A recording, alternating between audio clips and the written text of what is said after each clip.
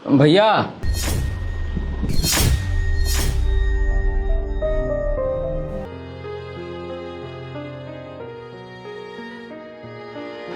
वो वहां टंगी है, ले लो।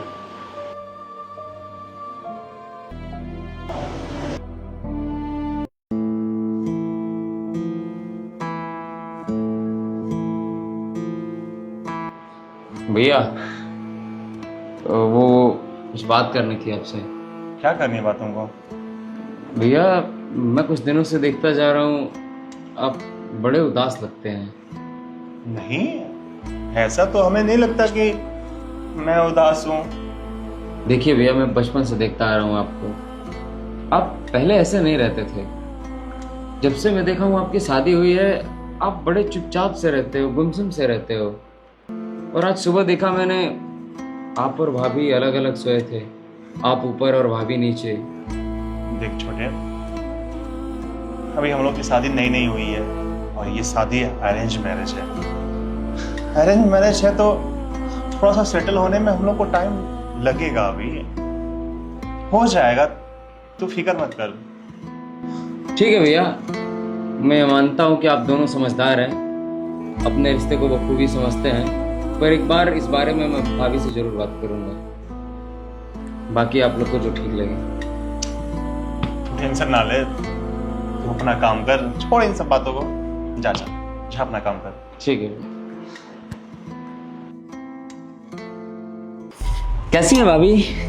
ठीक हूँ मैं। कैसा रहा दिन आपका कॉलेज में आज? बढ़िया। भाभी वैसे एक बात पूछूं? पूछिए ना, क्या पूछना है आपको, बेफिक्र होके पूछिए। भाभी आप ठीक हैं? हाँ मैं तो ठीक हूँ, क्यों, क्या हो गया? और भैया ठीक हैं? हाँ आपके भैया भी ठीक हैं। पूछिए ना, क्या पूछना है आपको, बेफिक्र होके पूछिए। देखिए भाभी, मुझे नहीं पता कि आप बताना चाहती हैं या नहीं, पर नाते से मैं आपका देवर लगता हूँ, तो मेरा ये फर्ज बनता है कि मैं इस बारे में जानूं या आपसे बात करूं। क्योंकि अगर एक घर में आग लगती है ना, तो ये परिवार के हर शख्स का फर्ज बनता है। मतलब ये भाभी कि मुझे आपके और भैया के बीच कुछ ठीक नहीं लग रहा है। ऐसा कुछ नहीं है देवर जी, आपको गलतफहमी हुई है। और ऐसा क्यों लग रहा है आपको? खुद से झूठ बोल रही हैं या मुझसे? देखिए देवर जी, मैं समझ रही हूँ कि आप क्या पूछना चाहते हैं। आपके भैया और मेरी अरेंज मैरिज हुई थी, वो भी इतनी अचानक से हुई, इतनी जल्दी जल्दी में हुई, मुझे तो पता ही नहीं चला कि कब डेट फिक्स हुई और शादी हो गई। और मैं शादी नहीं करना चाहती थी, मुझे तो पढ़ने का मन था और अपनी खुद की जॉब करनी थी, लेकिन सब इतनी जल्दी जल्दी हुआ कि न मुझे समझने का मौका मिला और न ही किसी को समझाने का। और मुझे लगता है कि एक कपल के बीच में अंडरस्टैंडिंग होना बहुत ज़रूरी है, और मैं आपके भैया के साथ अभी कंफर्टेबल नहीं हूँ। और मेरे लिए ये जगह, आपका परिवार, आपके भैया सब नए हैं, और मैं बस ये चाहती हूँ कि अंडरस्टैंडिंग हो जाए। और नहीं कंफर्टेबल हूँ मैं, नहीं हो पा रहा मुझसे ये सब। हाँ, बहुत सारी लड़कियों की शादी बस इसलिए कर दी जाती है क्योंकि माँ बाप को सिर्फ अपना फर्ज पूरा करना होता है, और जब बेटी की जिंदगी शुरू होती है तो सब कुछ उसे फेस करना पड़ता है।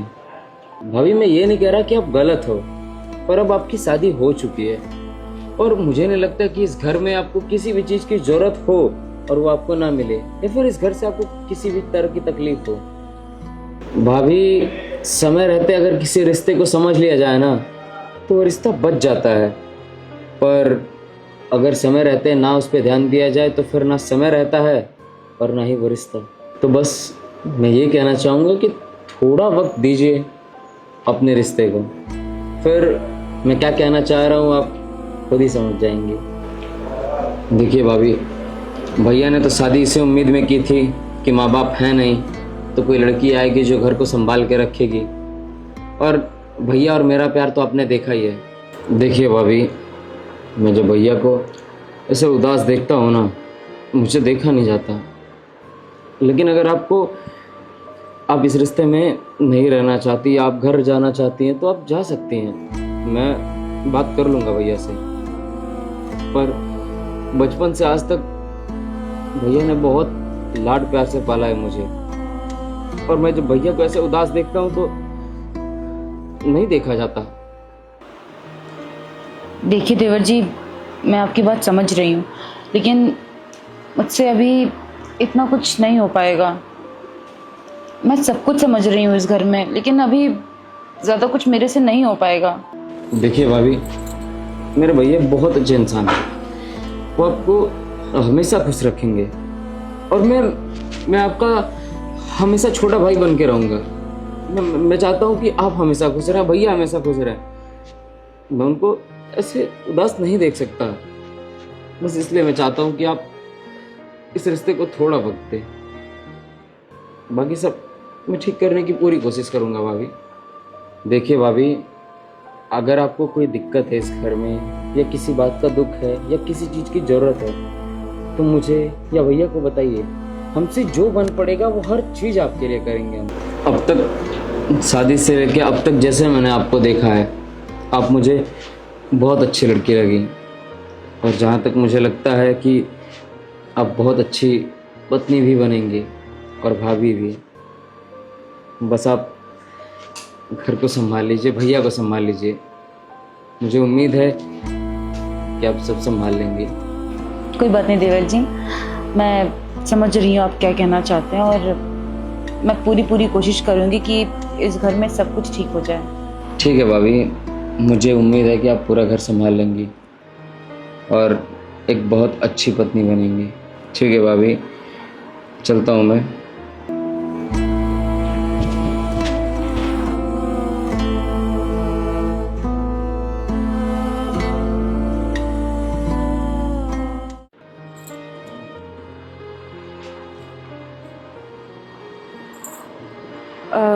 सुनिए, हाँ, वो क्या मैं बेड पे सो सकती हूँ?